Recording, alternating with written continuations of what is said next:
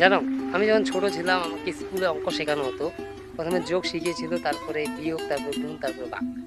যোগ যেটা ছিল সেটা সহজ ছিল, বিয়োগ যেটা ছিল সেটা একটু কঠিন, গুণ এটা আরেকটু কঠিন, সেটা ভাগ ছিল সেটা ভাই হার্ড ছিল। শিখতে অনেক সময় লেগেছিল আমার। তো আমি এসব কথা এই জন্য বলতেছি, মোরাল অফ দ্য স্টোরি যেইভাবে ধাপ এসেছিল এটা আমাদের যদি লাইফে অ্যাপ্লাই করি, আমাদের ছোট যে জীবনটা ছিল, আমরা যখন ছোট ছিলাম তখন লাইফটা অনেকটা ইজি ছিল, টেনশন ছিল না, ফ্রি লাইফ ছিল।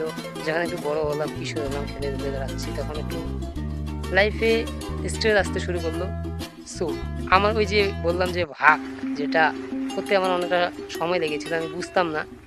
সেম আমাদের লাইফে কোনো জায়গায় গিয়ে আমরা কি করব সেটা বুঝতে পারি না।